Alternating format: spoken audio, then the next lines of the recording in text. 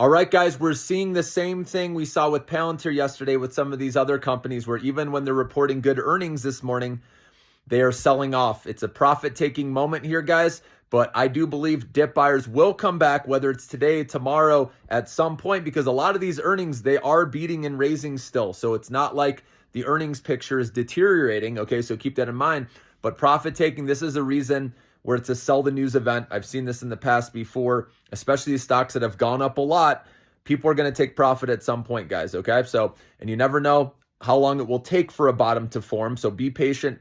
But once you see a reversal with some good buying volume, that's where you could enter, into these quality companies. So the ones that we know are going to be around down the road, guys, I recommend sticking with those. These speculative stocks, these unprofitable companies that are burning cash, that have to do share offerings a lot, you can play those for a short period of time, but you got to know when to get out, guys. And I've been putting out videos for the last month plus, letting you guys know, trim while we're up, put your stop loss in the profit zone. So you should have been stopped out with all these speculative plays by now. And if you haven't, chalk it up as a learning experience, how we all need to use stop losses with every trade, with any company that's unprofitable. I recommend doing that, guys. Even if you say you're going to hold long, the psychology changes when it's going down. It's easy to click the sell button and take a bigger loss when you could have sold into strength. So that's why I teach that, guys, okay? But focus on quality, profitable companies for the most part. If you want to have a little bit, right, of, like I said, if it's profits riding, like I've been telling you guys, that's all I let go with the speculative, unprofitable companies. It's profits that I have riding long-term where I can't lose a thing, okay? So remember that. So earnings today, though, I wanted to go over these, give you a snapshot. So first off, Shopify.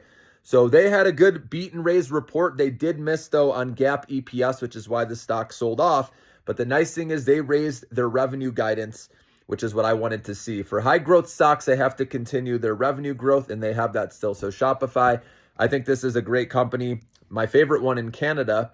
And so this is one that I'm okay with buying a tiny bit on the dip. Remember, dollar cost average if you're going to hold long, because this is a company I believe will be around down the road.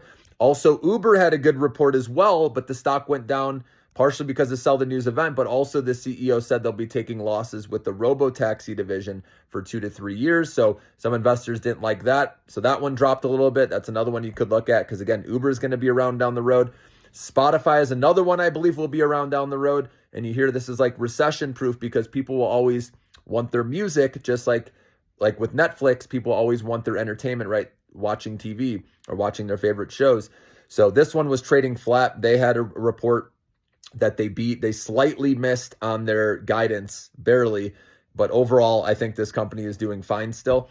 And then also we had Hut 8 report earnings. They beat, but that stock got hit because the stock price had gone up too much.